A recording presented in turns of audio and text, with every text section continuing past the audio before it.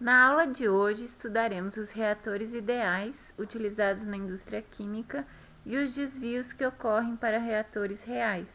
Eu sou a professora Caroline Winter Catarim. Um reator é qualquer local onde ocorra uma reação química.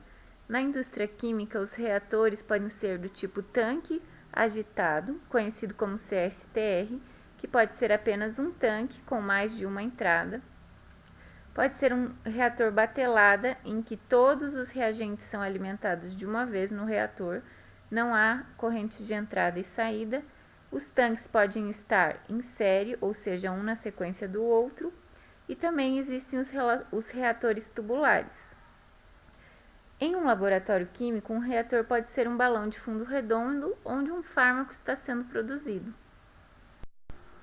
Os reatores descontínuos são aqueles em que não há correntes de entrada e saída. Todos os reagentes são alimentados no tempo igual a zero, ou seja, na partida do reator. O reator descontínuo ideal também é conhecido como reator batelada.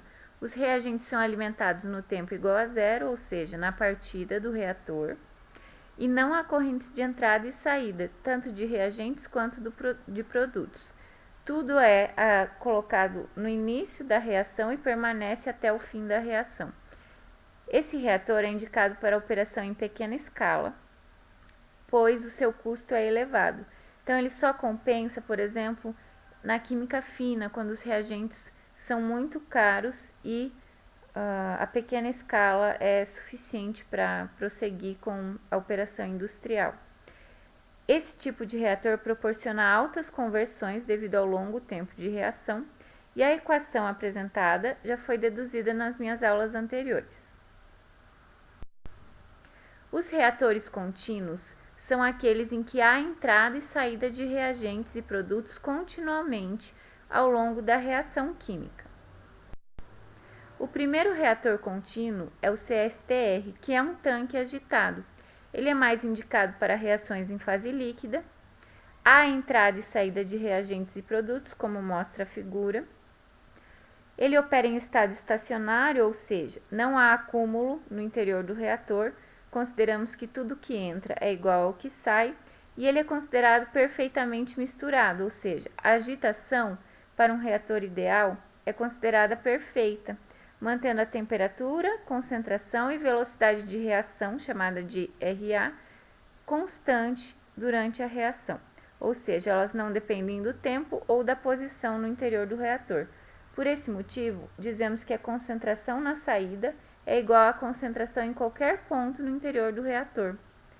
A equação apresentada permite o cálculo do volume do reator CSTR e também foi deduzida nas aulas anteriores.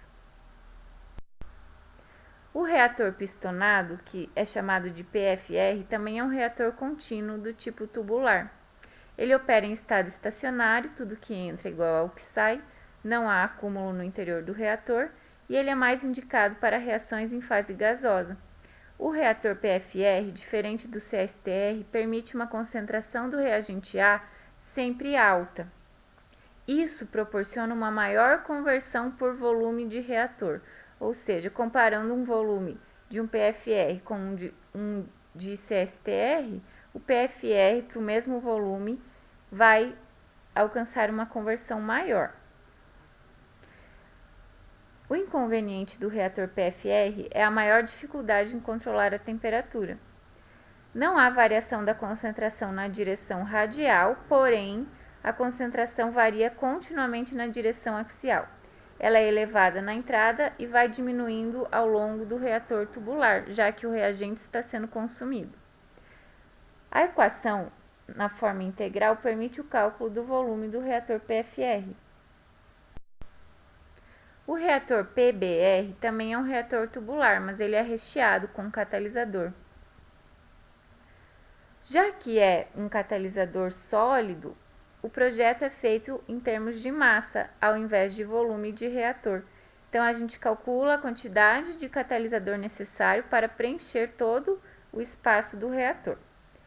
A reação vai ocorrer na superfície do catalisador sólido, por isso a reação é heterogênea. do tipo sólido-fluido, o catalisador é sólido e os reagentes são líquidos ou gasosos. Ocorre um inconveniente no reator real, do tipo PBR, que é a formação de canais preferenciais.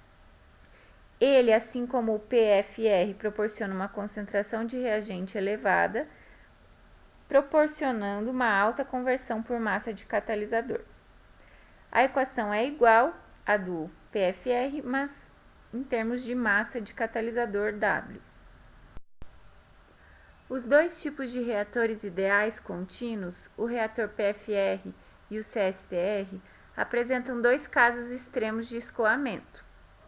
Para o projeto de um reator real, é necessário saber a distribuição de tempos de residência, conhecida como DTR, para considerar um reator real com desvios de idealidade.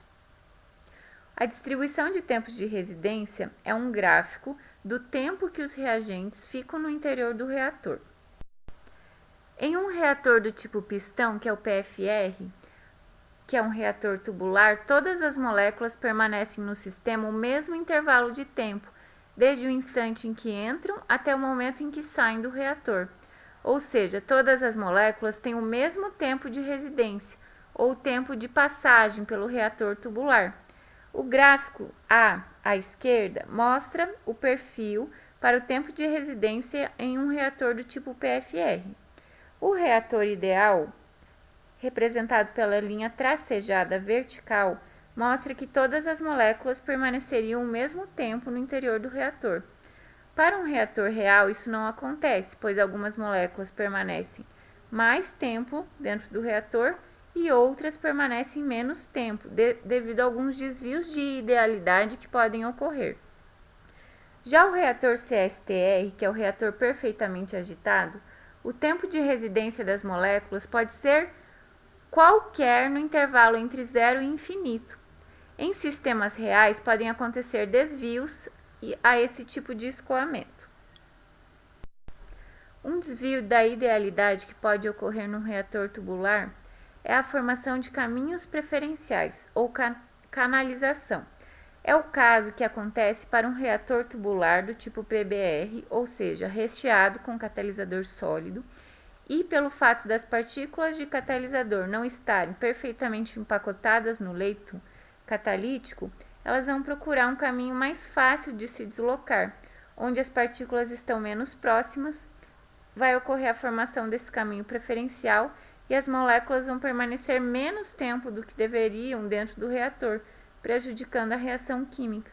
O gráfico da distribuição dos tempos de residência, DTR, mostra que as partículas que ficam menos tempo do que o tempo médio esperado saem do reator antes do que deveriam e não reagindo completamente devido à formação dessas canalizações. Já as zonas mortas são regiões em que os reagentes ficam acumulados, ou seja, parados no interior do reator devido a um entupimento, provavelmente porque as partículas de catalisador estão muito próximas. Essas moléculas não vão reagir e não vão sair do reator no tempo médio esperado. Elas vão ficar mais tempo no interior do reator. Isso é mostrado no gráfico pela cauda à direita. Em um reator CSTR, que é o tanque agitado, também ocorrem desvios da idealidade. Devido à formação de bypass, que são desvios, as moléculas entram no reator e saem rapidamente, sem a reação ocorrer. Então, elas não vão ser misturadas perfeitamente e saem antes do esperado. E as zonas mortas também podem ser formadas nos cantos inferiores do reator. Esses reagentes não vão reagir porque eles não estão sendo misturados e vão permanecer um tempo muito longo no interior do reator.